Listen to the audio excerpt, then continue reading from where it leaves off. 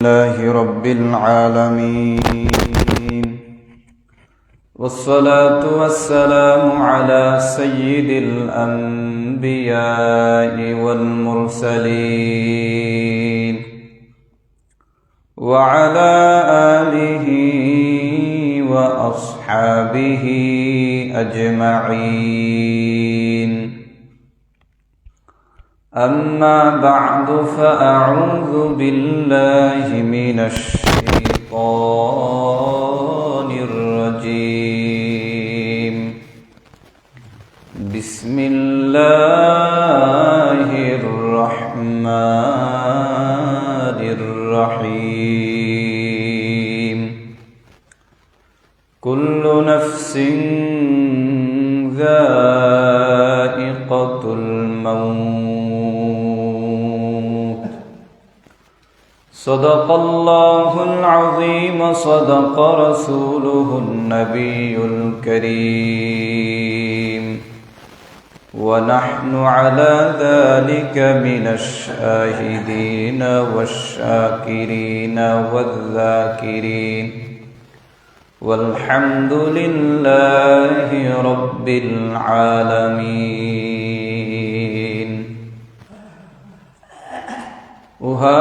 हम सब मुसाफिर हैं,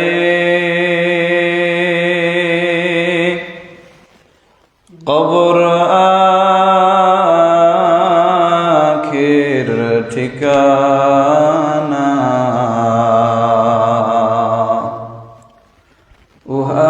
हम सब मुसाफिर हैं, कब्र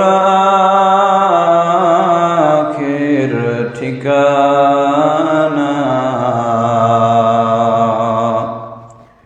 कोई आगे रवाना है, कोई पीछे रवाना।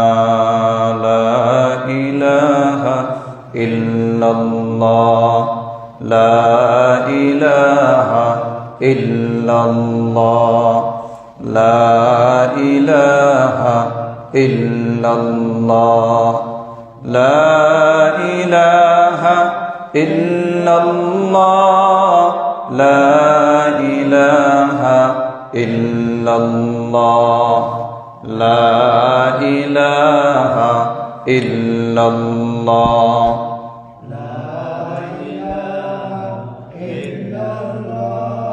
ला इलाहा इल्लल्लाह, ला इलाहा इल्लल्लाह, ला इलाहा इल्लल्लाह, ला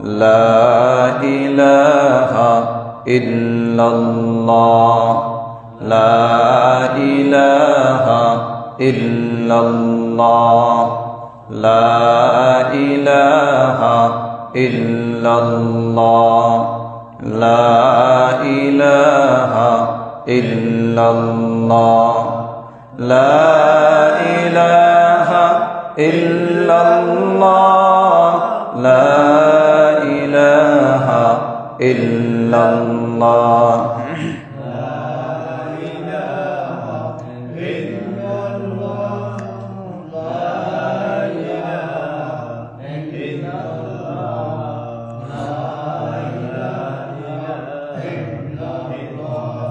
لا إله إلا الله محمد رسول الله صلى الله عليه وسلم। আল্লাহ পাকের দরবারে লাখো কোটি শুকর সুজুদ যে মহান আল্লাহ পাক রব্বুল আলামিন আমাদেরকে সাপ্তাহিক তালিম হালকায় জিকির, আল্লাহর ঘর মসজিদে জিকিরের মজলিসে আসার বসার তৌফিক যে আল্লাহ দান করেছেন, এজন্য সবাই শুকরিয়া আদায় করি আলহামদুলিল্লাহ।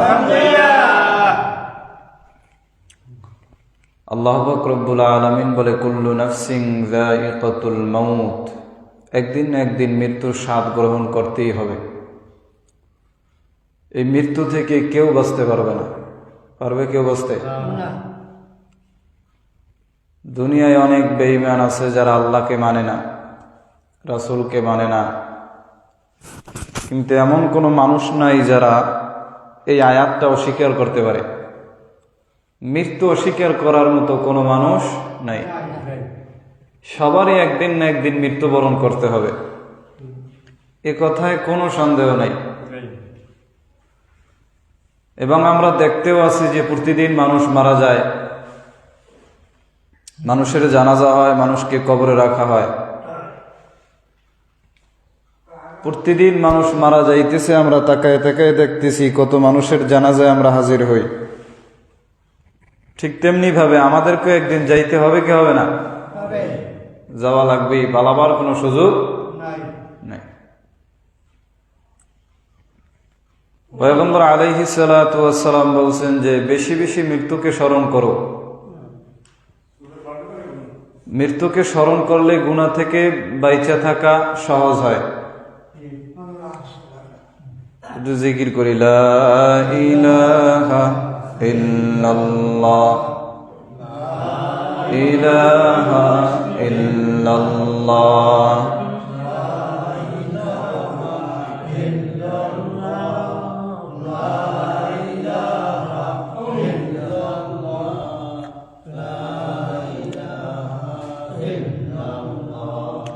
লা ইলাহা ইল্লাল্লাহ, লা ইলাহা ইল্লাল্লাহ, লা ইলাহা ইল্লাল্লাহ, লা ইলাহা ইল্লাল্লাহ, লা ইলাহা ইল্লাল্লাহ।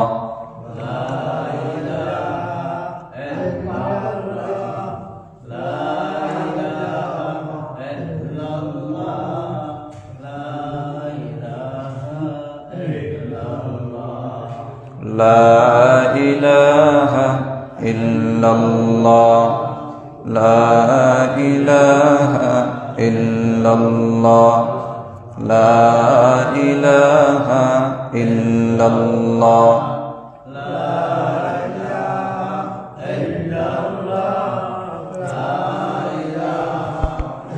لا إله إلا الله মুহাম্মাদুর রাসূলুল্লাহ।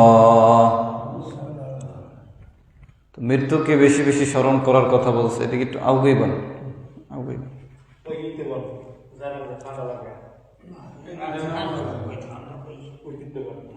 মৃত্যুকে স্মরণ করলে গুনাহ থেকে বাঁচিয়ে থাকা সহজ হয়। মৃত্যু হবেই হবে, প্রতিদিন মৃত্যু হইতেছে। সবাই যেমন চলে গেছে, আমাদেরকে একদিন চলে যাইতে হবে। যত বড় ক্ষমতার মালিক হই, যত বড় টাকার মালিক হই, মরণ থেকে কেউ বাঁচতে পারবে? কত বড় বড় টাকাওয়ালা, কত বড় বড় বাহাদুর চলে গেছে দুনিয়া থেকে। তবে এই দুনিয়ায় আল্লাহ তাআলা পাঠাইছে বলে আখিরাত কামাই করার জায়গা হলো এই দুনিয়া। এই দুনিয়ায় বসে যা কামাই করবে সেখানে গিয়ে তা ভোগ করতে পারবে। এই দুনিয়ায় যদি ভালো কাজ করি তাহলে সেই ভালো কাজের প্রতিদান সেই কবরে গিয়ে কি পাবো। যদি খারাপ কাজ করি সেই খারাপের শাস্তিও সেখানে গিয়ে আল্লাহ দেবে। কি দেবে, কি দেবে না? এটা হলো আমাদের ঈমান, বিশ্বাস। সৈয়দ ফজলুল করিম রাহমাতুল্লাহি আলাইহি বলে, যদি কবরে যাওয়ার পরে দেখি যে কিছুই নাই, দেখি যে কিছুই নাই, হুজুর এত বয়ান করছে কিছু নাই, কবরে মরে গেলে সব শেষ, মানুষ আর জিন্দাও হবে না, আল্লাহ উঠাইবেও না, আযাব গজব কিচ্ছু নাই, কিয়ামতের মাঠ তো দূরের কথা। যদি এরকম হয় তাহলে তুমিও বেঁচে গেলা, আমিও বেঁচে গেলাম, ঝামেলা শেষ। কিন্তু যদি হুজুরদের কথা সত্যিই হয়, যদি আযাব থাকে, আমি তো এটা বিশ্বাস করে আমল করতেছি, তুমি তো এটা বিশ্বাস করো নাই, আমলও করো নাই, আমি তো বাইচে যাব, তখন তোমার কি উপায় হবে? যদি হয়েই যায়, না হইলে তুমিও বাঁচলা আমিও বাঁচলাম, ঝামেলা শেষ। যদি থাইকেই যায় তখন কি হবে? এজন্য মৃত্যুকে স্মরণ করতে হবে বেশি বেশি। এই দুনিয়ায় বসিয়ে এই মৃত্যুর সামান জোগাড় করতে হবে। আল্লাহ তাআলা আমাদেরকে পাঠাইছি এজন্য। মাঝে মধ্যে তো ভাবি যে আল্লাহ কেমন এক পরীক্ষায় পাঠাইছেন, খুব কঠিন এক পরীক্ষা, এটা বড় মারাত্মক কঠিন। আল্লাহ পাঠাই দিয়েছেন আল্লাহর ইবাদত করার জন্য, এবং বইলেও দিছে যে এই কাজ করবে এই কাজ করবা না, কি বললে দিয়েছে না? কোরআনে আল্লাহ বইলেই ক্ষান্ত হয় নাই, মানুষকে বোঝানোর জন্য নবী পাঠাইছেন, রাসূল পাঠাইছেন, যেন মানুষকে দাওয়াত দিতে পারে। নবী নাই, আর কোনোদিন নবী আসবেও না, এই শেষ নবী। নবীর পরে দায়িত্ব পালন করে ওলামায়ে কেরাম, হাক্কানি বুজুর্গানি দিন, যারা মানুষকে দিনের দাওয়াত দেয়, কোরআনের কথা বলে। এরা কি বুঝায়? যে এটা করলে জান্নাতে যাইবে, এটা করলে জাহান্নামে যাবে, এটাই তো বুঝ নাকি? এটাই হলো কাজ, এটাই তোমার আসল কাজ। তার মানে যে দুনিয়ার কাজ সব বন্ধ থাকবে এটাও না। দুনিয়ার কাজ যেটা করি আমরা সেটাও ইবাদত হবে, সেটাও কি হবে? ইবাদত, যদি আমরা সেটা সঠিকভাবে পালন করতে পারি। এখন নামাজ বাদ দিয়ে যদি আমি দুনিয়ার কাজে লিপ্ত থাকি, তাহলে সেটা কি ইবাদত? হ্যাঁ, না, সেটা ইবাদত হবে। নবীজি বলছেন যে তোমরা দুনিয়াকে প্রাধান্য দাও বেশি, দুনিয়াকে সবার আগের কাতারে রাখো, আখিরাতকে পিছনের কাতারে রাখো, এটা তোমাদের স্বভাব। আমরা চিন্তা করি যে আগে আমার কাজ করি তারপরে নামাজ, অথচ আগে নামাজ তারপরে আমার কাজ। সে কথা ঠিক না? আগে নামাজ আদায় করব, আগে আল্লাহর ইবাদত করব, তারপরে আমি আমার দুনিয়ার কাজ করি। আল্লাহ তোর বাধা দেয় না যে তুই করতেই পারবি না। সে কিন্তু কইলে এটা কইতে পারতে, কারণ হে বানাইছে। সে যদি বলতো যে কোনো কাজ করতে পারবি না, সারাদিন ইবাদত করবি, তো এটাও করা লাগবে। কি কথা ঠিক না? বানাইছে, এ কইলে সমস্যা কি? তার অধিকার আছে। চিন্তা করি যে আল্লাহ কি এক পরীক্ষায় ফেলাইছেন। আল্লাহ পাঠাই দিয়েছেন দুনিয়ায়, ইবাদত করার জন্য পাঠাইছেন। ওই মুসা নবীর লগে আদম নবীর সাথে সাক্ষাৎ হয়েছে আলাইহিস সালাতু ওয়াস সালাম। সাক্ষাৎ হওয়ার পর কইতেছে, কয় আপনিই তো আমাদের আব্বাজান। কয় হ্যাঁ। কেমনি ভুল কিল্লিকে করলেন? কই জান্নাতে এত ফল, এত ফুল, এত আল্লাহর কুদরত, এত কিছু খাওয়ানোর অভাব নাই, ওইটা কিল্লিকে খাইলেন আপনি? রাগী নবী, কেমনে বাপ হইয়া এই ভুল করছেন, এখন অবস্থা খারাপ, দুনিয়ায় পাঠাই দিছে আল্লাহ, ফেরাউনের লড়ান খাওয়া লাগে, কত ঝামেলা, খাইতেন না, দুনিয়ায় যাইতাম না, জান্নাতে থাকতাম শান্তিতে। তো আদম নবী বলতেছে, রাগারাগি বন্ধ করো, তুমি যে বলতেছো আমি ওই ফল খাইছি, তুমি জানছো কমনে? কে? আল্লাহ যে আমার কিতাব দিছে, এই কিতাবে লেখা আছে যে আপনি এই ভুল করছেন, এই লিখে আল্লাহ আমাকে দুনিয়া পাঠাইছে। কই তুমি যে কিতাব আল্লাহ তাআলা তোমারে দিছে, এই কিতাব লেখা হয়েছে কবে জানো? হ্যাঁ জানি, জানবো না কি লিখে? কয় কবে? কয় আপনারা সৃষ্টি করার ২৫০০ বছর আগে। কয়টা আমারে সৃষ্টি করার ২৫০০ বছর আগে যেই কিতাবে লেখা ছিল যে আমি এটা করছি, তাই না? আমার দোষ কি? আমার দোষ কি? এটা তো আগেই লেখা আছে, আল্লাহর কুদরত, আল্লাহ করাইছে, দুনিয়ায় পাঠাইছে, আমার তো কোনো দোষ নাই। তো আল্লাহ দুনিয়ায় মানুষকে পাঠাইছেন বড় এক পরীক্ষা, তার ভিতরে আবার শয়তানরে পাঠাই দিছে পরীক্ষার মধ্যে ঝামেলা করার লাগে, যাতে মানুষ পরীক্ষায় ফার্স্ট হইতে না পারে, যেন পরীক্ষাটা আরো কঠিন হয়। ইবাদতে যত কষ্ট তত ফজিলত। বলেন, যত কষ্ট তত কি ফজিলত। বলে জোহরের নামাজের চাইতে এশারের নামাজে, ফজরের নামাজে ফজিলত বেশি।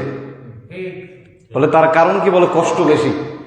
হ্যাঁ, ঠান্ডা পানি দিয়ে উজু বানাইয়ে, ঘুম ভাঙ্গিয়ে, শীতের ভিতরে লেপ কম্বল ফালাইয়ে কষ্ট বেশি করছে, আর সবও বেশি। আল্লাহ শয়তানের পাঠাই দিয়েছে আবার যে তুই ওয়াসওয়াসা দিবি। হ্যাঁ, কি শয়তান বড় ক্ষমতা দিয়ে বাড়াইছে, বিশাল এক ক্ষমতার অধিকারী। সবই আল্লাহর কুদরত। আল্লাহ তাআলা আমাদেরকে আমল করার তৌফিক দান করেন। আল্লাহ তাআলা বলে, কুল্লু নাফসিন যায়িকাতুল মাউত। বান্দা, মৃত্যু এমন একটা জিনিস সবার জীবনে আসবে, পালাবার কোনো সুযোগ নাই। যতই ক্ষমতার মালিক হও, যতই টাকার মালিক হও, এই মৃত্যু থেকে কেউ রেহাই পাইবে না। একদিন না একদিন মৃত্যুর স্বাদ তোমাকে গ্রহণ করতেই হবে। তবে পয়গম্বর জানায় দিছে, এই দুনিয়া হলো আখিরাত কামাই করার জায়গা।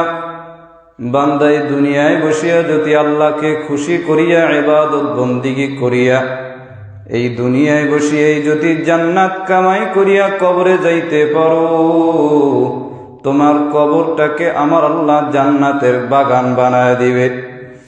আর যদি বান্দা গুনাহ করিয়া, আল্লাহকে বেজার করিয়া, নেক আমল না করিয়া ওই কবরে যাও, তাহলে ওই কবরে আমার আল্লাহ বড় শাস্তির ব্যবস্থা করিয়া রাখছে। এর মুসলমান ইমানদার, চোখ দুটো বন্ধ করিয়া, মাথাটারে নোয়াইয়া, মৃত্যুর কথা স্মরণ করিয়া আল্লাহর কাছে চোখের পানি সারিয়া দেখেন তওবা করার সুযোগ হয় কিনা। আর শয়তান ধোঁকা দেয়, আজকে না কালকে তওবা করব, না না পরশু তওবা করব। এরকম ধোঁকা দিতে দিতে দিতে দিতে মৃত্যু সামনে হাজির হয়ে যাইবে, তওবা করার সুযোগ আর হবে না।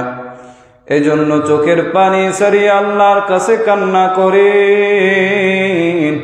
যে মৃত্যু আসার আগে তওবা করার যেন তৌফিক আল্লাহ দান করে। এরে মুসলমান ইমানদার, মৃত্যু এমন একটা জিনিস, বলে আজরাইল আলাইহিস সালাতু ওয়াস সালাম যখন গুনাহগার বান্দার সামনে রূহ নেওয়ার জন্য হাজির হয়ে যাইবে, আর গুনাহগার তাকায় দেখবে আজরাইলের পা জমিনে, মাথা আসমানে, বড় বড় বড় বড় দুইটা চক্ষু দেখা যায়। আর আজরাইলের প্রতিটা পশম থেকে আগুনের ঝিলকি বের হয়। ওই দৃশ্য দেখিয়া রূহটা দৌড়াইতে থাকবে, বাহির হইতে চাইবে না। সৈয়দ ফজলুল করিম রহমাতুল্লাহি আলাইহি বলে, বাবা, দুনিয়ায় একটা লাঠির সাথে আলকাতরা মাখিয়া যখন তুলার ভিতরে বাড়ি দেওয়া হয়, আরে ওই তুলা যখন লাঠির সাথে যেমন চলিয়া আসে, আজরাইল যখন নাফরমান বান্দার রূহটার উপরে থাবা মারবে, থাবা মারার কারণে ওই নাফরমানের রূহটা আজরাইলের হাতে চলিয়ে আসবে। আর আজরাইল যখন নাফরমান রূহ নেওয়ার জন্য যায়, আল্লাহ তাআলা বলে, রে আজরাইল, এই বান্দারে আমি আল্লাহ তাআলা কত নিয়ামত দান করলাম। আর এই বান্দা কথা বলতে পারতো না, আমি আল্লাহ কথা বলার শক্তি দান করলাম। এই বান্দা চলতে পারতো না, আমি আল্লাহ চলার শক্তি ওরে দান করলাম। আর এই বান্দা টাকার মালিক ছিল না, আমি আল্লাহ টাকা পয়সার মালিক বানাইলাম। আমি আল্লাহ ওরে এত নিয়ামত দান করিয়া দুনিয়ায় পাঠাইলাম। আর আমি আল্লাহর এত নিয়ামত ভোগ করার পর ও আমি আল্লাহর ইবাদত করে নাই। ও আজরাইল, ও নামাজ আদায় না করিয়া, আমি আল্লাহর ইবাদত না করিয়া, আমি আল্লাহকে বেজার করিয়া হারাম খাইয়া কোন জাহান্নাম কামাই করছে। ও আজরাইল, ওই জাহান্নাম খানা ওরে না দেখাইয়া মরণ দিবা না। আর যখন নেক আমলওয়ালা আল্লাহর খাঁটি বান্দার সামনে আজরাইল আসিয়া হাজির হয়ে যাইবে, আর আজরাইলকে দেখিয়া নেক আমলওয়ালা বান্দা ভয় পাইবে না। আরে মুসলমান ইমানদার, আল্লাহ তাআলা আজরাইলের ডাক দিয়া বলবে, রে আজরাইল, আমার বান্দা তো শীতের ভিতরে ফজরের সময় লেপ কম্বল ফালাইয়া ঠান্ডা পানি দিয়া ওযু বানাইয়া, কত মানুষ লেপ কম্বল গায়ে দিয়া আরামে ঘুমাইল। আরে আমার বান্দা আরামে ঘুমাই নাই, যখনই শুনছে আসসালাতু খায়রুম মিনান নাওম, মুয়াজ্জিন আওয়াজ দিয়া ফলাইছে ঘুম থেকে নামাজ ভালো। আমার বান্দায় আওয়াজ শুনিয়া লেপ কম্বল ফালাইয়া ঠান্ডা পানি দিয়া ওযু করিয়া শীতের ভিতরে কাঁপতে কাঁপতে আমি আল্লাহর ঘরে হাজির হয়ে গেছে। আমি আল্লাহর পায়ে সিজদা দিয়া বলছে সুবহানা রাব্বিয়াল আ'লা। ও আজরাইল, আমার বান্দা এত কষ্ট করিয়া নামাজ আদায় করলো। ও আজরাইল, আমার বান্দা জোহরের সময় কত বান্দা দুনিয়ার কাজ নিয়ে বড় ব্যস্ত হয়ে গেছে, কিন্তু আমার বান্দা যখনই আজানের আওয়াজ শুনিয়া ফেলাইল হাইয়া আলাস সালাহ, আসো বান্দা কল্যাণের দিকে আসো। আমার বান্দা আমার ডাক শুনিয়া দুনিয়ার কাজ ফেলাইয়া আমার বান্দা আমার ঘরে হাজির হয়ে গেছে। ও আজরাইল, আবার আসরের সময় আমার কত বান্দা দোকান পাটে আড্ডাখানায় চার আড্ডায় দুনিয়ার আড্ডায় ব্যস্ত, কিন্তু যখনই আমার বান্দা শুনছে মসজিদে আজান হয়ে গেছে, আমার বান্দা মসজিদে গিয়া নামাজ আদায় করিয়া আমার বান্দা এত কষ্ট করিয়া কোন জান্নাত কামাই করলো। আরে কত মানুষ হালাল না খাইয়া হারাম খাইয়া কত অট্টালিকা বানাইলো, কত বিল্ডিং বানাইলো, কত বড় লোক হইল, কিন্তু বান্দা আমার ভয় জাহান্নামের ভয় হারাম খায় নাই, হালাল ভাবে কষ্ট করিয়া চলছে।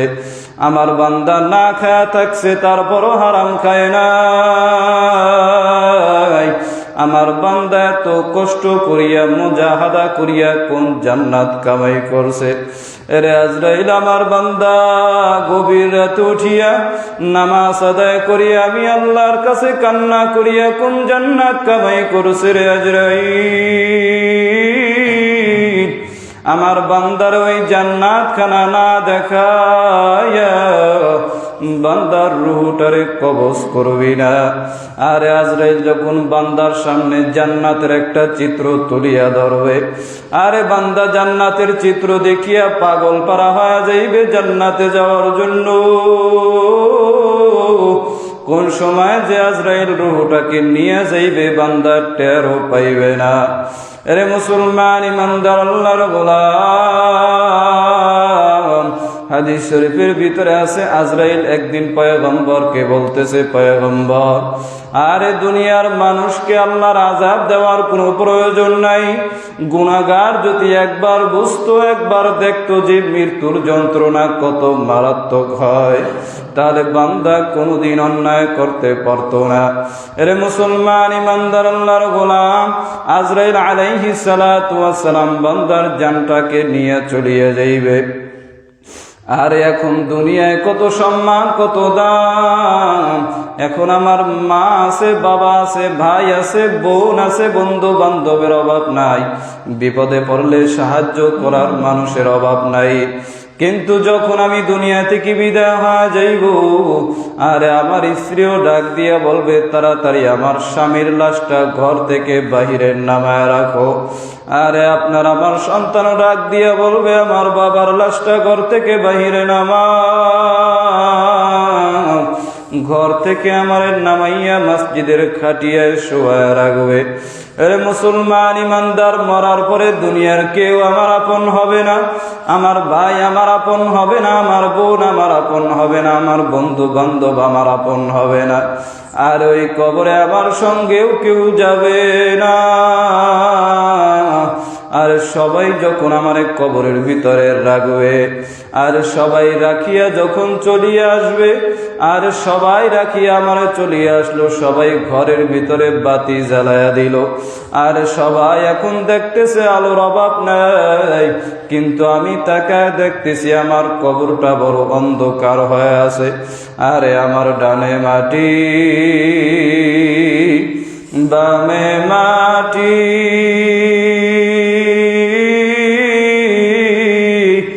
নিচে মাটির বিছানা, উপরেতে চাপা মাটি, ভেগে যাওয়া যাবে না।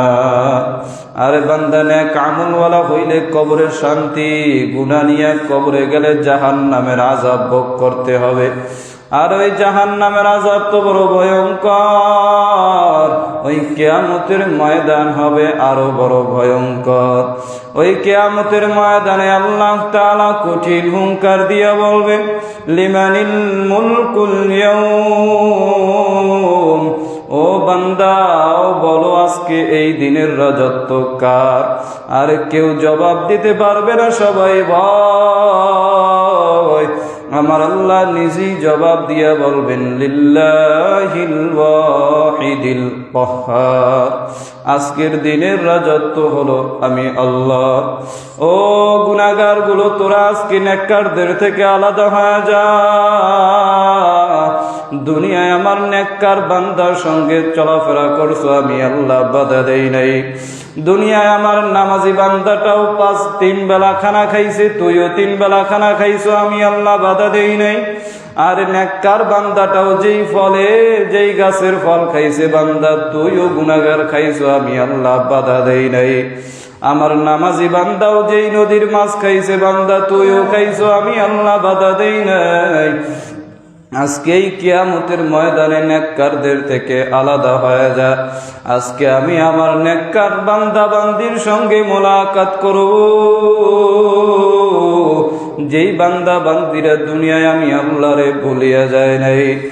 আর নেককার বান্দা বান্দির সঙ্গ থেকে গুনাহগার গুলো ভয়ের কারণে আলাদা হতে চাইবে না।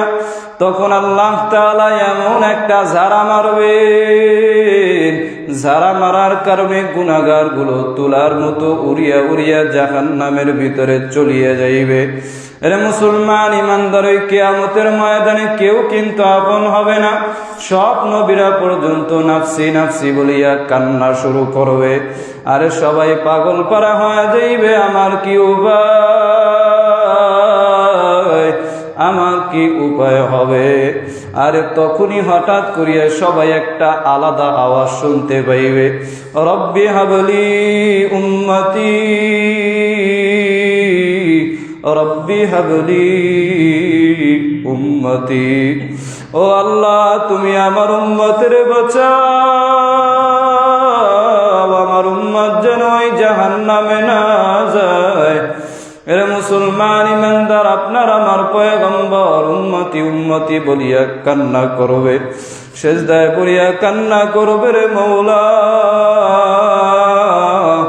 আমার উম্মত যদি ওই জাহান্নামে যায়, আমি পয়গম্বর জান্নাতে ঢুকবো না। আরে তখন আল্লাহ তাআলা পয়গম্বরকে অনুমতি দিয়ে দিবে, পয়গম্বর আপনি বাসিয়া বাসিয়া যাকে যাকে জান্নাতে নিয়ে যাইবে, আমি আল্লাহ তাকে জান্নাতি বানায় দিব। আরে মুসলমান ইমানদার, পয়গম্বর যখন বাসুনি শুরু করবে, হঠাৎ করিয়া মাঝখানে একটা পর্দা পড়িয়া যাইবে। পর্দার উপর উম্মতরা বলবে, পয়গম্বর আমরাও তো আপনার উম্মত, ফেরেশতা কেন আমাদেরকে আসতে দেয় না? আরে ফেরেশতা ডাক দিয়া বলবে, পয়গম্বর এরা আপনার উম্মত দাবি করছে ঠিক, কিন্তু আপনার আদর্শ মানে নাই, নামাজ আদায় করে নাই, আপনার সুন্নাত মোতাবেক চলে নাই। তখন পয়গম্বর বলবেন, সুহকাদুরহা, তোরা আমার উম্মত না। এরে মুসলমান ইমানদার, পয়গম্বর তখন ডাকিয়া ডাকিয়া নিজ হাতে হাউজে কাউসারের পানি পান করায় দিবে, যেই পানি পান করলে 50,000 বছর পর্যন্ত আর পানির পিপাসা লাগবে না। আল্লাহ আপনি আমাদের সবাইকে কবুল করিয়া না। এরে মুসলমান, এই মজলিসে বসিয়া আমিও তওবা করি, আল্লাহ আপনারাও তওবা করেন। ওই কবরে যেহেতু আমারও যাওয়া লাগবে, আপনাদেরকেও যাইতেই হবে। আর ওই আযাব তো কেউই সহ্য করতে পারবো না। এজন্য আল্লাহর কাছে কান্না করিয়া বলেন, আল্লাহ ওই কবরের আযাব তো সইতে পারবো না রে আল্লাহ। আজকে থেকে তওবা করতেছি, আর অন্যায় করবো না রে মালিক। আর নামাজ ছাড়বো না, মা বাবার খেদমত করবো, 5 ওয়াক্ত নামাজ জামাতের সহিত আদায় করবো, নবীর সুন্নাত ওয়ালা জিন্দেগি করবো। তওবা করার যদি খাঁটি নিয়ত হয়, খাঁটি দিলে তওবার নিয়তে দুটো হাত আমার আল্লাহরে দেখায় দেয়। আয় আল্লাহ, সকলের হাতগুলি কবুল করে নেন। তওবা করতেছি, তওবার উপরে মজবুত হয়ে চলার তৌফিক দান করেন, আমিন। দুরূদ শরীফ পড়ি। আল্লাহুম্মা সাল্লি আলা, বাতিগুলো নেবে এটা, মুহাম্মদ সাল্লাল্লাহু আলাইহি ওয়া আলা আলিহি। اللهم صل على سيدنا ونبينا وشفيعنا وحبيبنا ومولانا محمد صلى الله عليه. اللهم صل على سيدنا ونبينا وشفيعنا ومولانا محمد صلى الله عليه وعلى آله. اللهم صل على وشفيعنا وحبيبنا ومولانا محمد صلى الله عليه وعلى آله وأصحابه وبارك وسلم. استغفر الله الذي لا إله إلا هو الحي القيوم.